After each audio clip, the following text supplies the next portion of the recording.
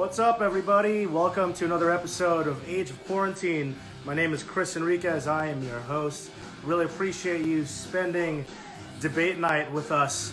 I know this is a big one, so we're gonna, we're gonna spend some time. Hey, what's up, Karina? That's Karina Round, who we had a great episode with last night. Unbelievable talent. Check out that episode if you missed it. Tonight, though, we have another guest, a very old friend of mine, Vinny Caruana. We actually met 24 years ago in Long Island, the Long Island hardcore scene, that is. Movielife was a band that I actually met in high school and played shows with. Lots of VFW halls, lots of basements. I was in a band called Fall with Grace at the time, and then eventually a band called On the Might of Princes, and so we grew up around a lot of that stuff. Glassjaw, Salt Majority. We're gonna get into that, but talk about Vinny. Vinny really has gone far with his musical career since then.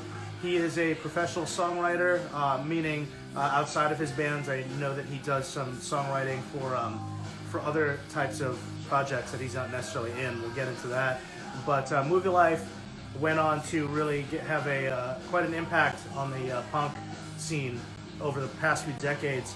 They reunited. They did a new record that came out on Rise Records, which is phenomenal. And he also went on to do Am The Avalanche, another great band, and more recently Constant Elevation with the legendary Sammy Siegler of Gorilla Biscuits, Civ, Youth of Today, Judge. They are on Revelation Records. They have a new record out right now that you should check out. And my friend Yanni, the bass player from Caspian, is also in Constant Elevation. Seriously talented dude, and we did an episode with him as well that you should check out. Anyway, that's enough about me rambling here. I'm going to see if Vinny is on the feed for me to send him an invite to join us. Looks like he's not here yet, so we're going to keep rambling. I'll send him a text in the meantime, make sure he knows that I'm on.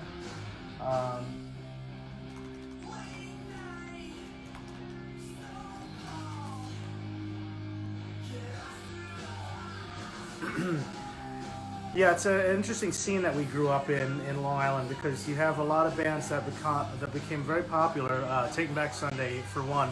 Eddie Reyes from Taking Back Sunday was actually in Movielife. We'll talk about that. Eddie Reyes had a huge impact on me and Vinny, which we share in common. He helped me kind of get integrated into that scene, and Vinny, I think he helped him get into singing.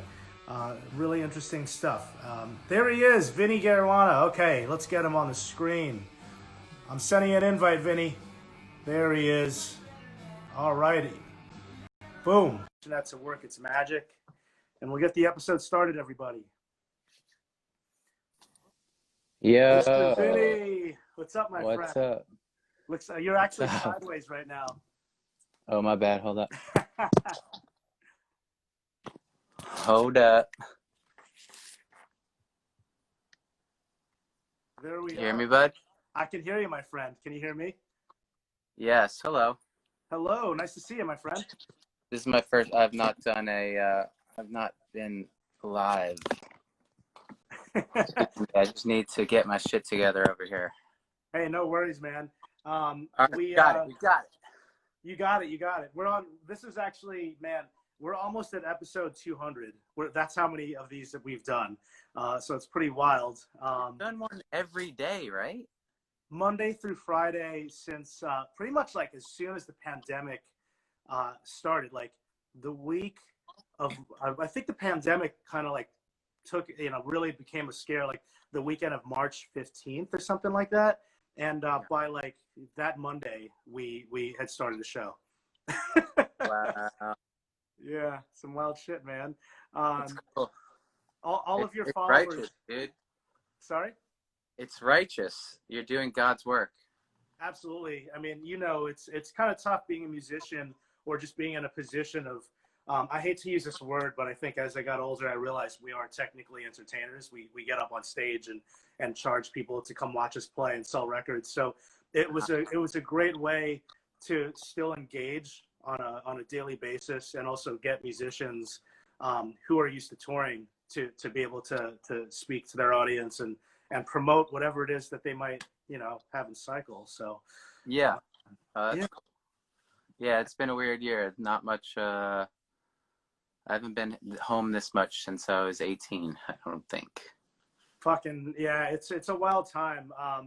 I do want to start with like kind of like a host intro because now your followers are tuned in. So I did a little intro for the St. Vitus followers, but now that we have everybody here, thanks for spending time with us on debate night. That starts right after this is over, but this is a show called Age I of might Quarantine. watch. Oh, I know, I can't watch. I don't want to fucking watch. I hate seeing those people's faces, man. Oh God, it's fucking awful. But Sorry, it's sorry. the last one. I fucked up your intro. Go on. No, it's cool. Everybody that's following you and tuning in, this is a show called Age of Quarantine on the St. Vitus Bar channel, which is a venue here in Brooklyn, New York. We do this every night, Monday through Friday at 8 o'clock. And Vinny is our guest tonight, obviously, and we go way back. I counted the years. We met 24 years ago, which is pretty fucking weird. It's really insane. And my quick story there is that we both come from the Long Island hardcore scene, and back then, this is pre, bands ending up on, pretty big labels and doing major tours. You and I met at a show, one of the first Movielife shows in your drummer's basement at the time, and then and at a lot of VFW halls, and that's the foundation of where we come from. And over the past few decades, you have really evolved as a musician, and we're going to delve into that. So yeah, I have a question about that. The night that we met was in Evan Bacon's basement, and Movielife was playing, right? that's correct. Yeah. And did you guys play? We did not. I had friends from Chaminade, which is if you're not from Long Island and you're watching, it's a Catholic school that a lot of hardcore kids went to. And I believe one of my buddies was like, you would probably remember, like, you just go to shows even if you didn't know the band. So of course, yeah. What else are you gonna do? I just showed up. I didn't know who was playing. I was like, oh, there's a hardcore show. I'm there. Let's do it. That might have been our first show. I think it was. We played down there like twice in the beginning, and so there's a very good chance that was our first show. Yes, and I'm not trying to pat myself in the back, but I think, if I'm not mistaken, I think I booked Movielife's first show that wasn't in a basement, and that it was at Deja One. Okay, I buy that. Yeah, it was the red. I don't even know if the cassette tape was out yet. Which but if you were around back then, some of you might have been around back then. There was the red cassette tape, which was the original Movielife demo, and then the white demo. Those were the two ones that I remember from back then. So the cover of the tape was red, and then the white demo was called the white demo because there was a white cardboard sleeve over the tape. I mean, it shows you, we're not ancient, but I just will point out one thing that dates us is that my AOL email address was how I was thanked on your demo. So that does date us a little bit. I remember what it was. I remember your screen name. Jesus Christ. Well, you were Fatty Fruits. That's right. No explanation on that. Fatty Fruits something? At AOL.com. Yeah. Oh. I remember that. Very funny, man. Well, your your musical journey obviously has evolved quite a bit in the past 24 years. What do you remember, like literally like pre-punk and pre-hardcore, as your kind of just like the first moments that you were like, music means something to me? The record player in my parents' house, wanting to go and put something on, you know what I mean? Like, it's one thing sitting in the back seat listening to music, like in the back of the station wagon, but it's another thing to like take the record out, put it on. We were all taught by our father how to do that properly, and one of my earliest memories, like we listened to a lot of Kiss, a lot of Queen, like in the basement. I remember a lot of Kiss and a lot of Queen before I was putting a record on. And then I remember for the first time sitting there and replaying a song over and over again was like by myself. Right. Was I Ran by Flock of Seagulls. And I just Oh, kept, wow. yeah, that was my first like song where I was like, I didn't think about it that way, but I just remember being like, oh, everything about this song is doing it for me. Like the verses are cool. Now that I'm older and just have a way to articulate it, the verses are perfect. The accompaniments in the verses and the choruses are perfect. Like every little thing that happens, and then the chorus is huge.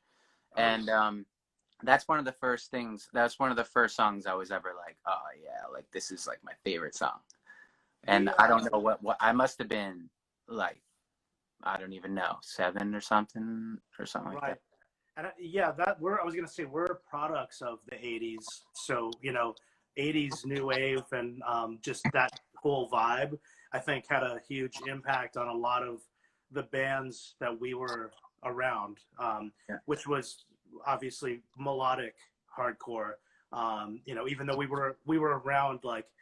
We'll talk about Long Island bands in a little bit, but like we were around a lot of heavy stuff. But by the time people like you and I sort of arrived, there was a melodicness, which might have been because of all that '80s music that we were exposed to. WLIR, that kind of shit. Yeah. I didn't know that I wanted melody in my hardcore until I heard it in my hardcore, and then I was like, oh yeah, that works to my ears. That works too. You know what I mean? But when you first learn about hardcore, I skipped punk. I mean, I got back to it, there's all types of labels and genres and shit that we could like split hairs about. But like hardcore to me was luckily, actually now that you mentioned it, I think maybe Minor Threat may have played a pretty key role in like my ears getting ready for melody and hardcore. There's a lot more melody, I think, than they get credit for. Like, he's shouting and stuff, but he's trailing off on these notes and stuff, and it kind of that's something that spoke to me too. But at the same time, my first show ever was VOD. The first like record I really got into, like full on hardcore record, was Blood, Sweat, No Tears, Sick of It All. So like those are super heavy bands, like straightforward hardcore. VOD was kind of in the metal vein, but like when the melody came along, we were ready for it. Yeah, I wanted to talk about like underground music entering your life too, because and correct me if I'm wrong, but are you related to somebody in VOD, or do you guys just have the same last name? No, I don't have the same last name as anyone in VOD. The way we're connected, isn't there a Caruana, or am I making that up? There's no Caruana in VOD. Okay, I'm making that but up. There was, if you go way back to those days. There was a Caruana in the Warped Weeble Wobbles. I'm sorry. Yeah, I'm mixing up my Long Island hardcore right now. But for the people that aren't from Long Island or don't know about this, my older brother played in a band called the Warped Weeble Wobbles, which was a good band whose songs were all jokes, and the lyrics were hilarious, and they became really important on Long Island because everyone loved them. They were just very lovable. And so my connection to Vision of Disorder is that I'm from North Merrick. They're from North Merrick. I have older brothers. They grew up with the VOD guys. And so that's the way I got into hardcore, and like the way I found myself at my first show when I was like 11 or 12 was because the Warped Weeble Wobbles and VOD would play together like almost exclusively for the first like year or two or something. Yeah. And so I was allowed to go to those shows because my brothers would be there and stuff. And the VOD guys were like, my parents knew the VOD guys and knew that everybody would take care of me and stuff.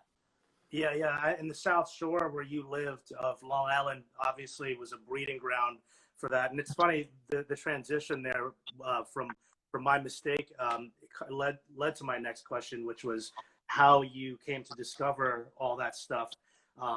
Warped Weeble Wobbles was actually my first show.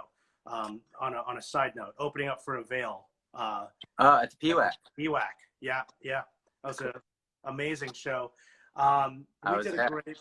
we did a great episode with VOD for anyone out there that might want to check that out. We did one with Tim recently. So when you were discovering underground music, I mean, you just talked about it a little bit. I'm gonna have a lot of fun with this, but what were some of the local bands that made an impact on you?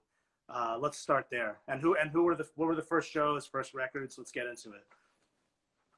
So they were all Long Island bands, as far as shows and as far as like bands I was getting into, like, and seeing live.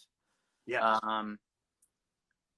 They were all Long Island bands. I was finding out about other bands and like ordering records from like distribution and shit, like distros and shit. But on Long Island, the most important bands to me were Mind Over Matter. My brothers went to the Angle, and my brother Mike brought back a 7-inch with Soldier Unknown on it and played me the 7-inch, and I was like, oh, cool. Like, I like this is my thing now. Like, let's burn this onto a tape so I could like mow the lawn and listen. And okay, so Mind Over Matter, Neglect was huge with me and a bunch of my friends in Merrick. We all love Neglect. Lucky enough to see them a few times. Absolutely brutal, like more brutal than anything out there. If you guys want brutal, we actually had Derek from Neglect on the show too. But if you guys want brutal shit, listen to that. Neglect was a for those that don't know who Neglect is. They were extremely heavy, extremely like negative, like extremely negative. Most of the songs were very violent. A lot of them about the singer being suicidal, and a bunch of suburban kids like connected hard with it. And we still like, I'll be around a fire like camping or something with friends, and Neglect will come on, and we'll be like, yeah. Silent Majority, huge deal. That was like, I remember going to the Right Track Inn and watching Silent Majority for the first time, and them playing New Song. Oh yeah. And just being like, all right, I've never heard anything like this before. This is cool. It was bouncy. People were dancing, but people weren't killing each other. People were like stylishly dancing, and everyone was happy and looking after each other. That's a happy song. Like, right. At least the music, it kind of makes you feel good. So like, yeah, Silent Majority, huge. Glassjaw is a major one for me because, all the other bands, those were the older guys, right? Those were all like my brother's age. And Glassjaw was guys my age. And they were called Minority Overall when I met those guys. And pretty soon after that, they became Glassjaw. And they were like taking cues from all the Long Island, like, old heads, like all the bands that I just like talking about, like they were taking cues from all them. They sounded a little bit like Silent Majority, like they were definitely like, as time went on, Mind Over Matter was like definitely a big influence on them, Still Suit kind of stuff. And let's see, Loyal to None I loved Clockwise. I loved who else was I'm like thinking back to like who we should probably mention is Inside. Oh dude, yeah. Well, that came a bit later, right? Yeah, that was the same time as you and I guess, a little more in that time frame. Yeah. That was Movielife's first ever tour was with Inside in 1998. Let's talk about Movielife, obviously, because we really need to dig in, because you've done so much, not just with Movielife, but now, and then we're going to get into the other bands. But when and how did Movielife form? Let's just start there. Very simple. I've answered this question a lot of times in my life, but it's very clear in my head. Glassjaw was playing a show in a basement out east on Long Island somewhere, and they would play one of the songs from their EP, from Kiss Kiss Bang Bang EP, had like kind of like two vocal parts, And so sometimes I would get up and sing the other part with Daryl. And I did that night. And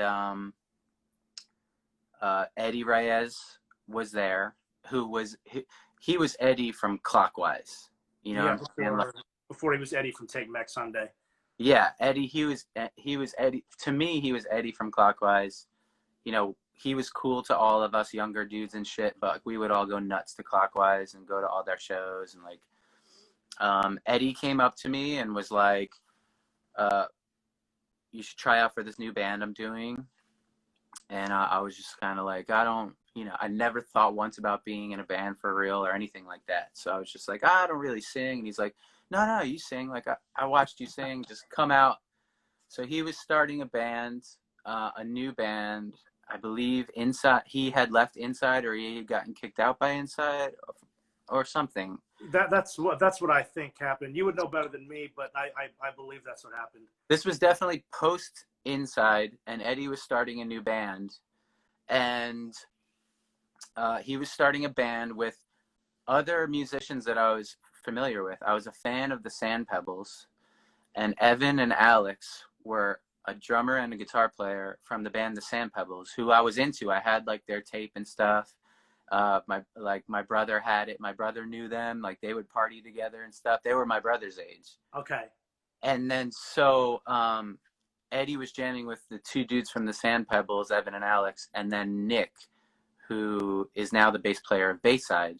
Yes. Yeah. I gotta get him, man, on this. I love Nick. He's the best. Yeah, he's great. I miss him. Yeah. And so the way it happened was, they brought me into the mix and they gave me a tape of a song that they wrote, and they were basically just like, here, write to this and then come to practice and sing it. And then that's the tryout, which I think that's a good way to try someone out. And so I went immediately. Full circle moment too, because Eddie was on Soldier Unknown at the time with Minor Matter. I just want to throw that on there. Yeah, dude, it's a huge deal. I went home, my older brother Mike, I was like, Eddie from Clockwise asked me to try out for his band. Yeah. Yeah, it was really cool. And so I went to Daryl's house, and we just opened one of his like poetry books, and we took some lyrics out of it and we put it into this song. And it was Daryl's words. We like put the melodies into it. I probably barely did anything. I didn't know how to do that yet, you know? Yeah. And so then I tried out with that, and they were into it. And then immediately I was just like, all right, like, I'm going to figure this shit out. I'm going to figure out how to do this. I'm going to work on this every day. Like, yeah. And I was in a band, and it wasn't, it wasn't called The Movielife. It didn't have a name. And we went through a bunch of names like bands do. And then Movielife was, Daryl and I had this kind of band. Not really. We just played together in his bedroom and never did anything with that. And we called that The Movielife. And I know it had a lot to do with the way we were feeling. We were like teenagers, like in our first relationships and things like that. And also it had a lot to do with like, the before Ink and Dagger existed, they had a band called Mandela Strike Force, and they had a song called the feature presentation of this thing called Life, which is an amazing fucking song. I haven't heard that name in forever, man. Jesus Christ. Dude, that song is so fucking good. And I found it. I think it's on YouTube. I found it like on the train one day. I was looking around for that song, and it's so good. Yeah. And so I think that's how we got to The Movielife. And then like I asked Daryl, like, can I use this for my band since we don't do anything? And then that's how we became The Movielife. That's amazing. I always liked that name and never knew the story behind it. I just thought that it was a cool name because it's almost, to me, as an outsider, just like kind of the life that you dream of. You know what I mean? Like, right. And kind of having a band that could just base a lot of stuff off of that, which could be evergreen. But it's a great name. Yeah. And I think it definitely had something to do with like we both were dating our first girlfriends like in our life, and we we were like, whoa, like, you know, it sounds corny, but you gotta think we're 18 years old, 17 going on 18, being like, whoa, like, this is like a movie. Like, this is like I watched like love happen in movies. I've never experienced it, like a romantic relationship. Like, so that, I think that definitely had something to do with it too.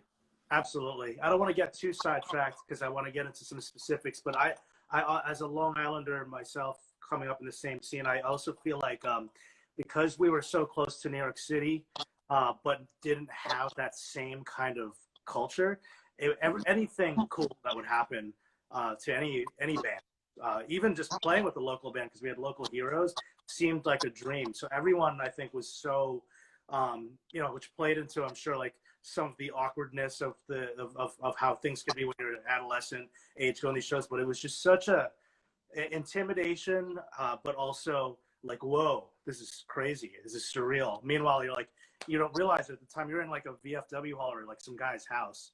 Yeah. It just seems like you're at Madison Square Garden or something. Yeah, there's a microphone, right, and a PA, and there's people that are gonna watch you. And yeah, like even it was like 25 people or something at the time. You know, it's like wild. well, and that was a big deal too. Like the first few shows that I played were with bands that, like, you know, within a few shows we were playing with Silent Majority. Yeah. And bands that we looked up to, like, way before I was even thinking about being a musician or anything. And so those guys would be in the crowd watching. It's like, holy shit. That's like right. Your heroes.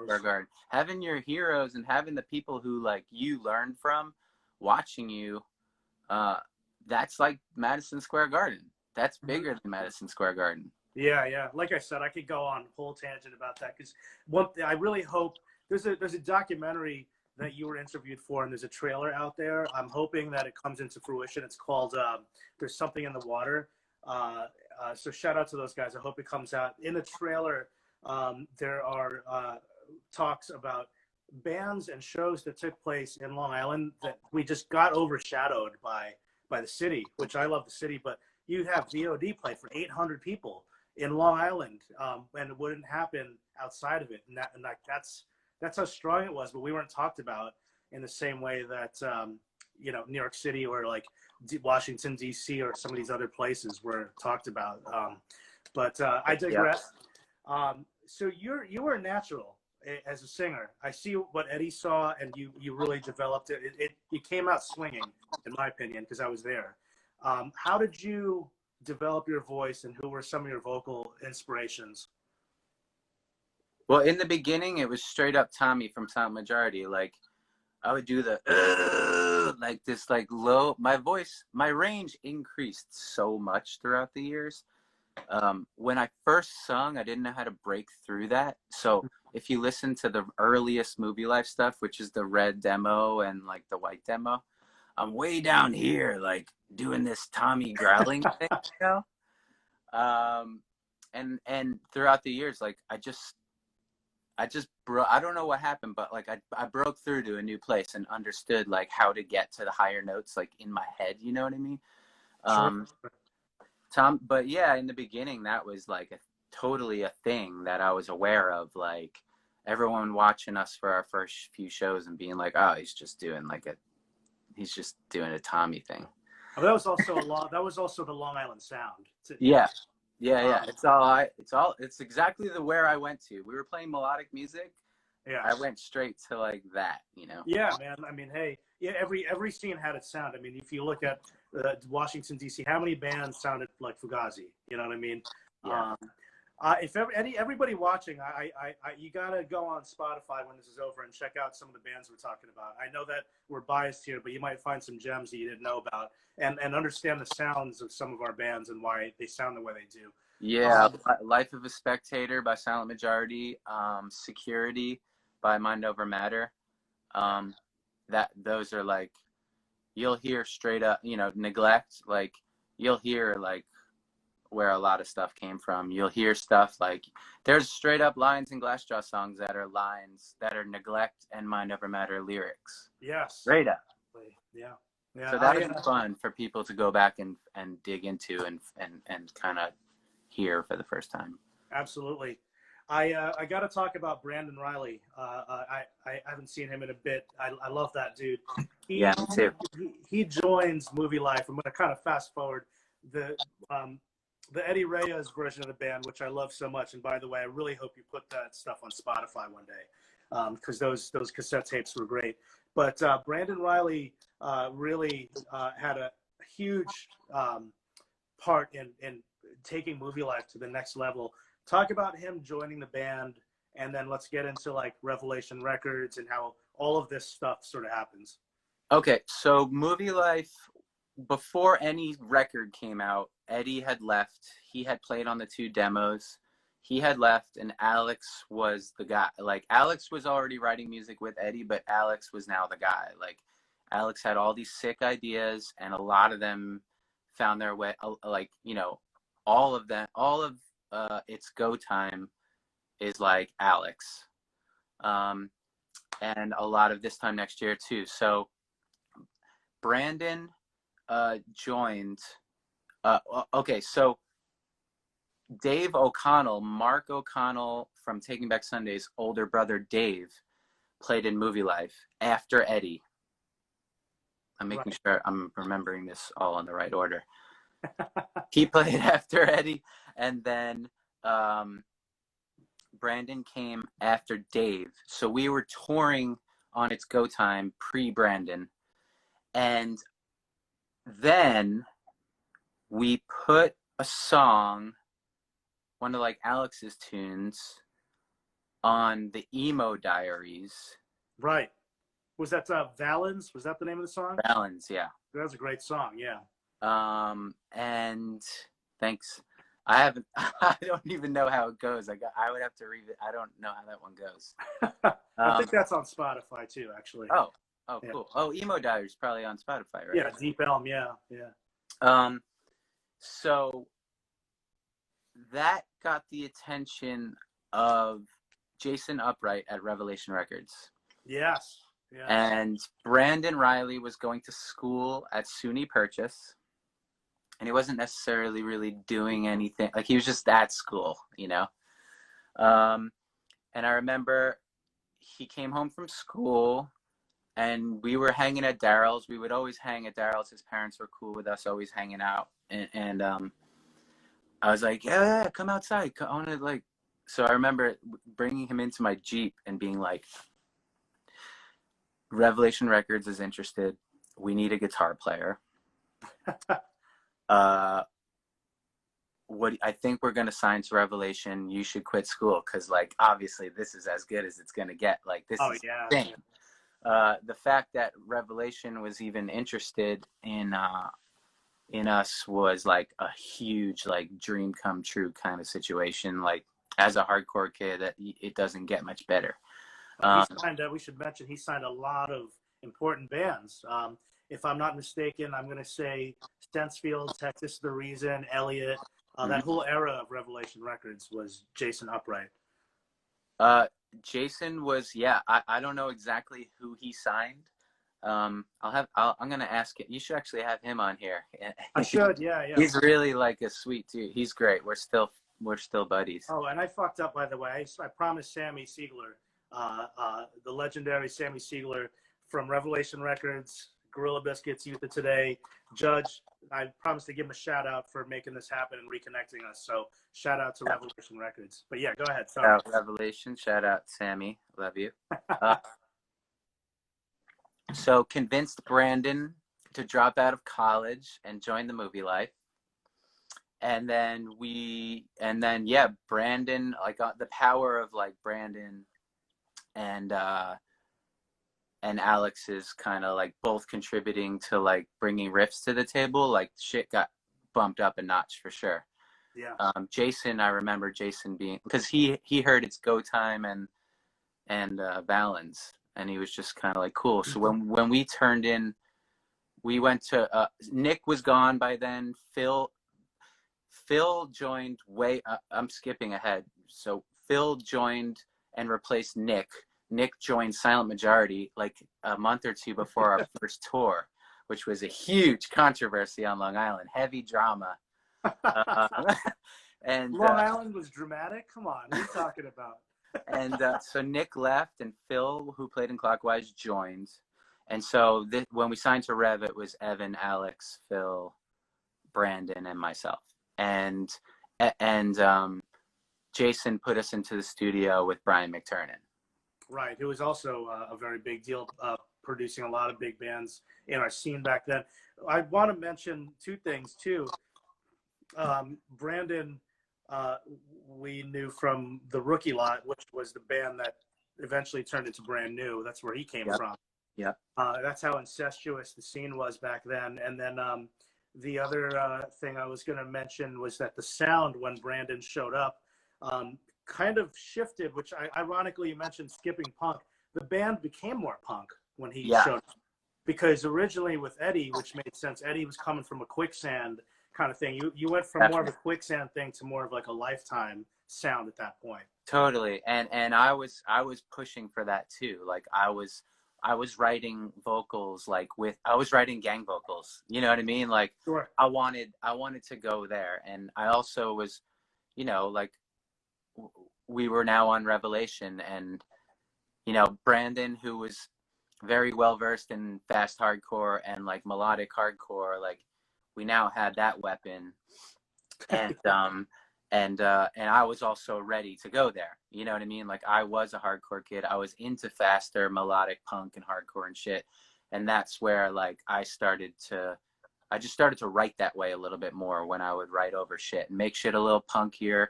Definitely. There was no gang vocals before the Rev record. No, I think there was a little bit of gang vocals on It's Good. Time. And then we got there with this time next year, like gang vocals on a Revelation record, like that made a whole lot of sense to us. So yeah, man, absolutely. I just remember that happening and being like, oh man, it's a different band.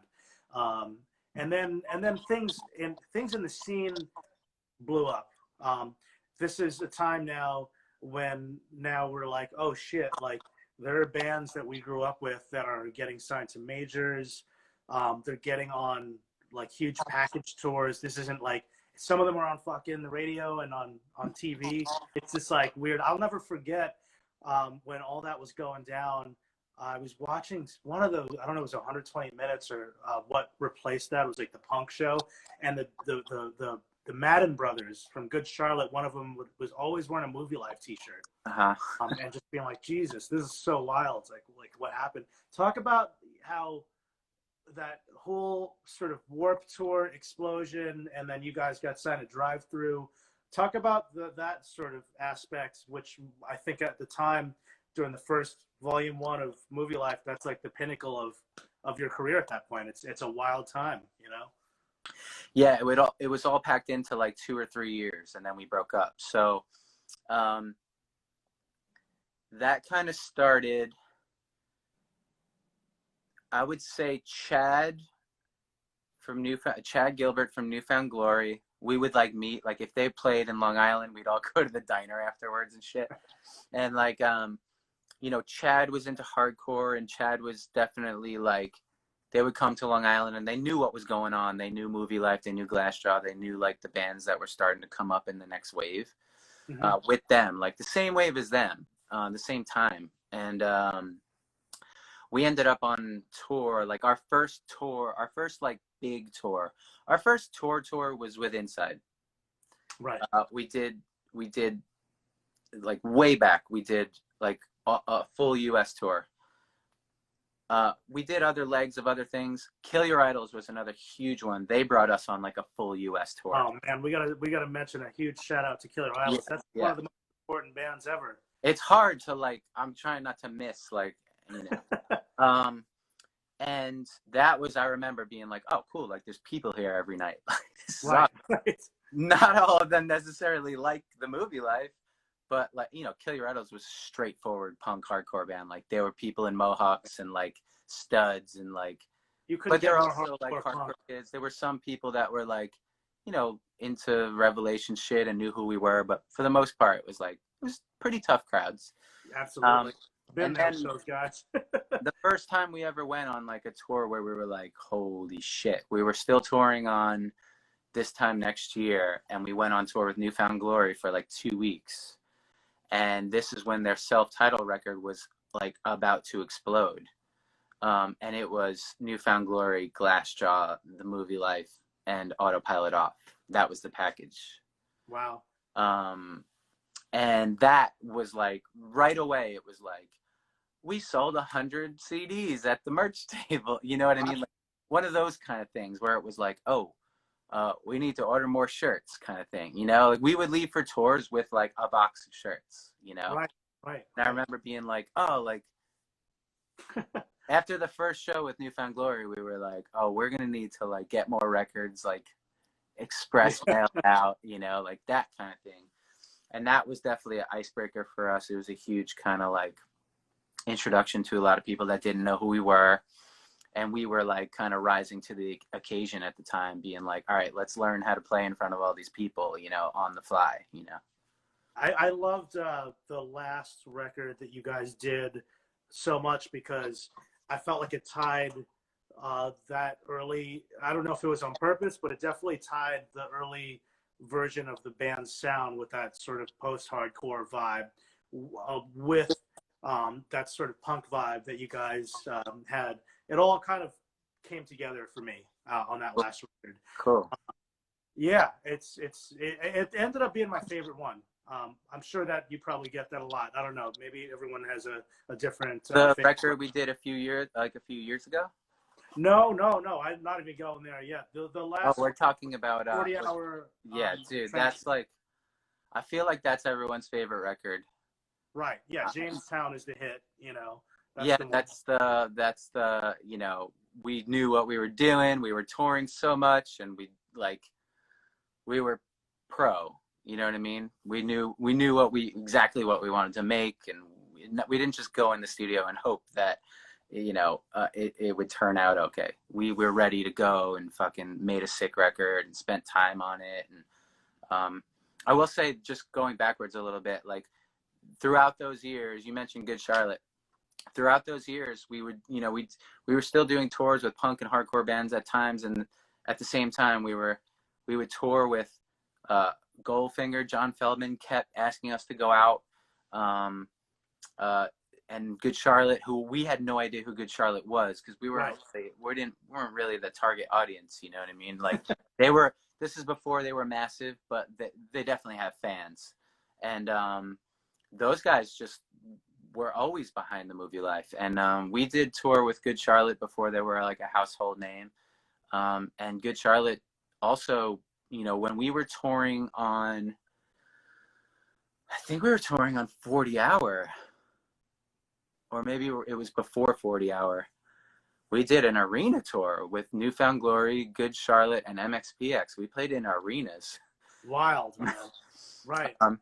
So those guys are always like looking out. Benji and Joel were like, you know, they were down. They were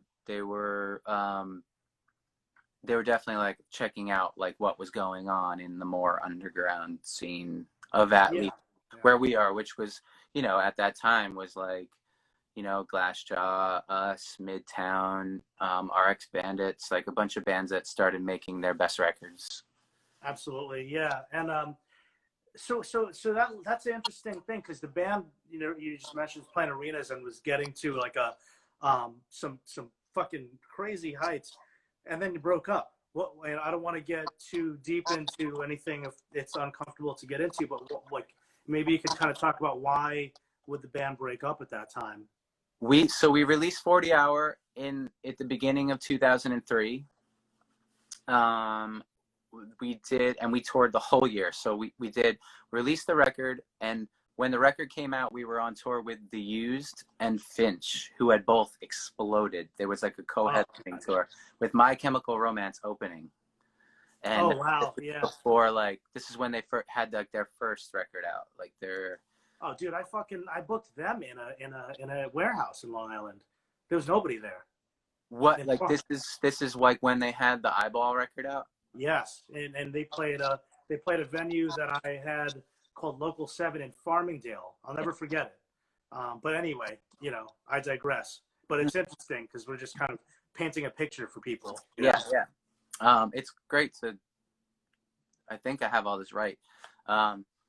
So after that, so the record was doing well, and it was doing really well in the UK, where we had been doing well already. This Time Next Year had done well there. We had a whole thing going on. So we did that tour. We went to the UK and did a tour, and then we went back to the UK. We played Reading and Leeds, which was a huge deal for any band. Like, we played in front of a tent filled with people, a lot of whom were singing along to the new songs, song playing on the radio in England. Like, it was different there. Like, in the US, we wouldn't really like be in magazines, or we wouldn't be on MTV and shit like that. But in England, we were all over the magazines and on TV. Man. And like they were still playing, like, you know, music videos and punk bands and stuff. So we played Reading and Leeds, and we did a co-headlining tour that year with Further Seems Forever, like for a while, for like a month. That with Chris Caraba on vocals at that time? No, this was Jason Gleason and Anne Berlin and Autopilot Off were opening the tour. And we did that. So we had Never Stop. And then we were like, we want to do a tour where the tickets are $5. And we're going to call it the $5 tour. Uh-huh. And we went, and we got out there, and, you know, shows were as good as always, but we were playing like small clubs, like back to what we knew. You know, we were doing like playing rooms that like maybe like were like being very safe and playing small rooms, because a lot of people were getting into the record at that time. And so we did that, and during that tour, we basically like, we're all burnt out on tour, burnt out on each other. There was a time I remember being in the van, just being like, nobody's talking to me. I'm not talking to anybody else. Oh man. Yeah. You know, like, we were sick of each other, like sick to death of each other. We had been on the road so much. Right. We were young. Like, I was like 22 or 23, like when the band ended. So yeah, no, all that happened, like, all the big, like, all the records people know, and all the tours that people saw us on. Like, there was a lot of Movielife touring before anybody knew who Movielife was, and nobody was at the shows and shit. But like, the time between when This Time Next Year came out and we broke up, so This Time Next Year, Gambling Problem, 40-Hour Train, that was just 3 years of straight touring and recording. And so it wasn't like this salacious story about this crazy breakup. It was, everybody was just like, I'm fucking done. I'm done with you. Classic. You're done with me. Yeah. I'm gonna breeze through this as much as I can, because I really feel like we still haven't even got into a lot of other stuff. But we have 12 minutes before Instagram it kicks you off. Oh shit. Okay. Because we got Avalanche. So the band breaks up. Avalanche. And correct me if I'm wrong, you know, the way that I took it, and Avalanche is a great band, but it stays together. It never breaks up, right? It remains constant. Yeah, and I love that. It's a great, you know, when I think about a lot of bands that are great, that break up, it almost makes me wish, you know, you could just not do stuff for a long time, but not say it broke up, and then it's an exciting thing when you play. It's probably like that for Avalanche. That's exactly what Avalanche is, and I had to explain that in a German email interview yesterday, which was like the most soul-crushing thing. It was like, why in 2020 is your comeback? And I'm just kind of like, this is not a comeback. Like, we've been literally doing it like this since day one.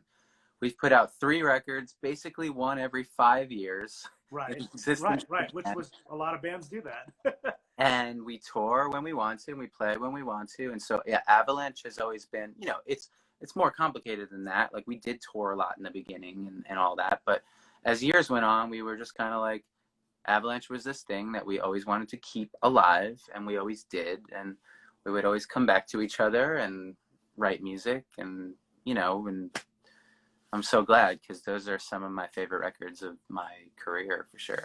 Yeah, man, absolutely. And I really wanted to put some shine on that because, first of all, shout out to Mike Ireland and Brandon Swanson. You know, like we talked a little bit about, you know, you've had a lot of great guitar players in your life.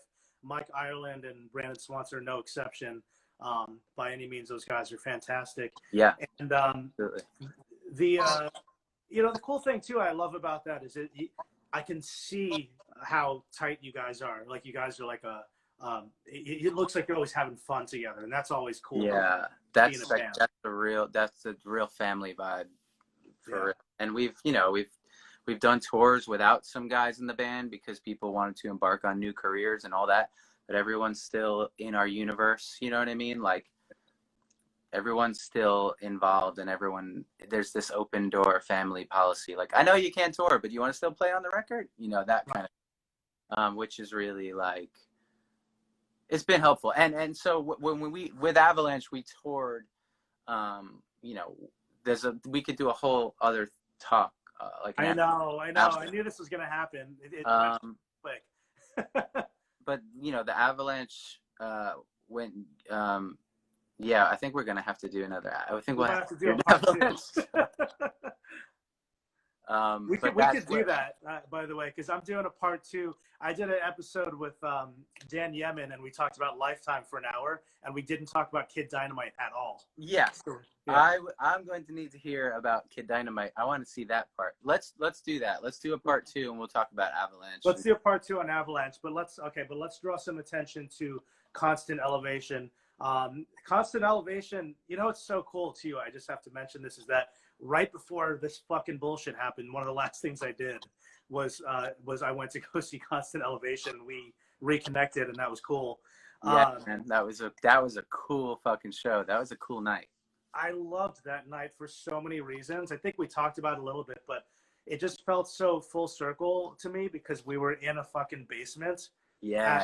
At a punk show. Yeah. And between you and myself and Yanni, your bass player, and Sammy Siegler, and all the different, there was a lot of different age groups of like New York punk people representing, and Rule Them All, who are a young Long Island, younger Long Island great band. Fucking yeah. It just felt rad. I'm just like, dude, we're back where we started. That was my second to last show before, like you said, this bullshit happened. That was a warm-up. We played that night, and then we played on Long Island the next night with Gorilla Biscuits. My last show was playing with Gorilla Biscuits and Mind Force and Indecision. Unbelievable.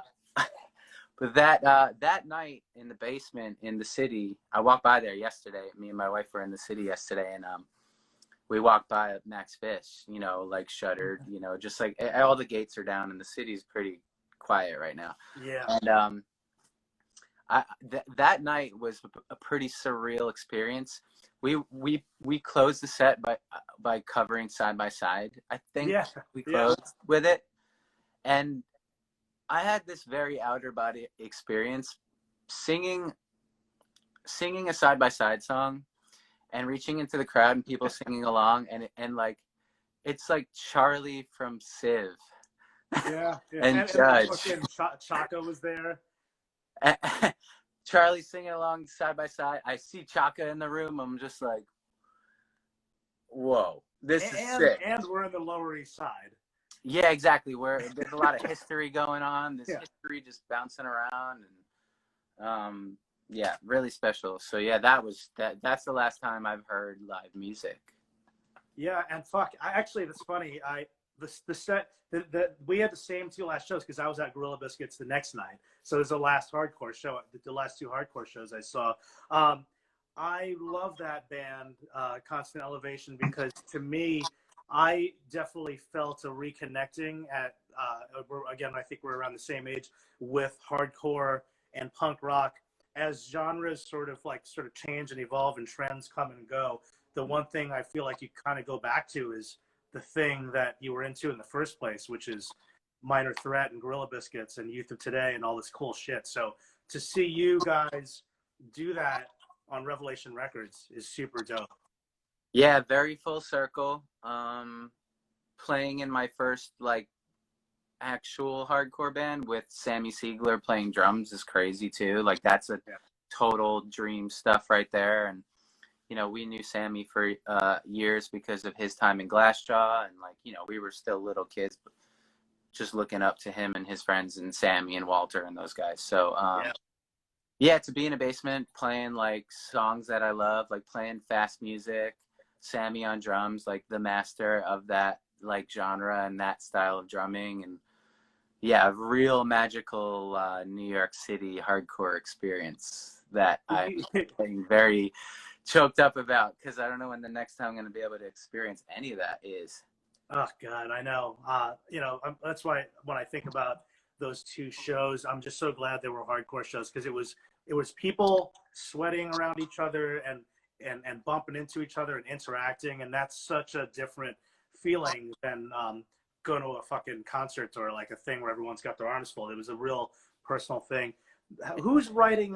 You know, because originally I saw Constant Elevation promo photos were you and Sammy. Is that you writing the music for the most part?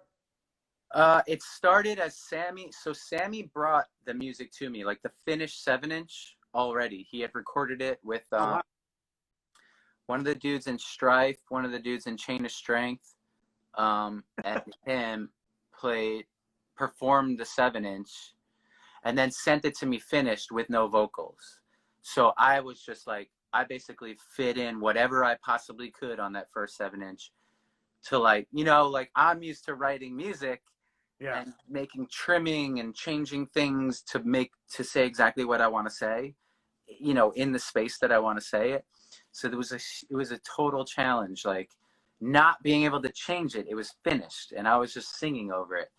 The second 7-inch, Freedom Beach, is more of a collaboration. So Sammy has a song on it. I have a song on it. Mike Ireland has a song. Like when we formed the band, it was Mike, Yanni, me, and Sammy. And when we were jamming, we started writing songs. So who's got a song?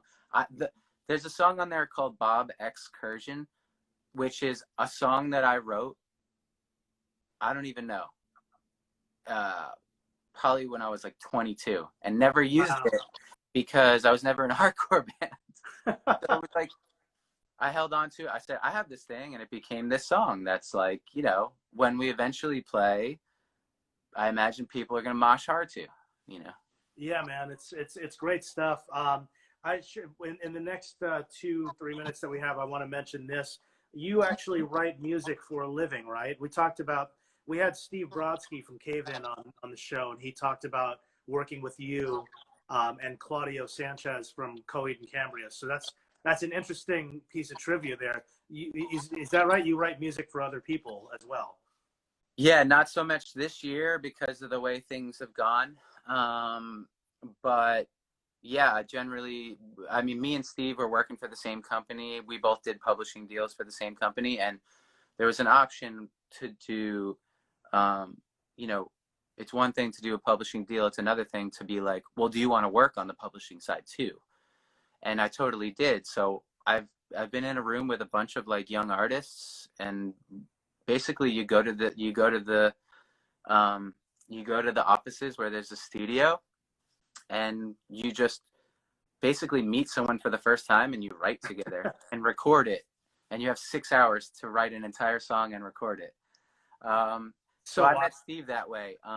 We worked with Steve on the newest Movielife record, Cities in Search of a Heart, and great record. We tried to, thank you. We did a co-write together for that record. He co-wrote with us, but that song didn't make the cut on the record. But his fingerprints are on a few of the songs. Like he has little pieces of our songs for sure, like ideas that he had that stayed. It's one of the best musicians I've ever seen. Yeah, dude, I want to do a part 2 because we should talk about. Let's do a part 2. Let's do a part 2. We're doing it. We got to get into Avalanche. We got to get into Pieced Out. We got to get into solo shit. We got to talk more about the old days. There's way more shit about the old days. So. Oh my God, we can go on forever. Yeah. I want to thank you for doing this. And real quick, everybody watching, if you missed any of this, the entire episode is going to be, oh, this Alex is on. What's up, Alex? The entire episode's going to be on the St. Vitus Instagram channel in about a minute or two, and it'll be on my YouTube channel. If you look up my name, Chris Enriquez, on YouTube, the whole thing will be up on there within the next week or so. But Vinny, thank you so much, man. I really appreciate it. Thank you. Let's figure it out. Let's keep the iron hot. Let's get into round 2, and we'll talk more about everything. Thanks everyone for tuning in. This is my first Instagram Live experience. Yes, thanks for spending your time with us, everybody. Peace out, yo. It went all right. Peace. Later, brother.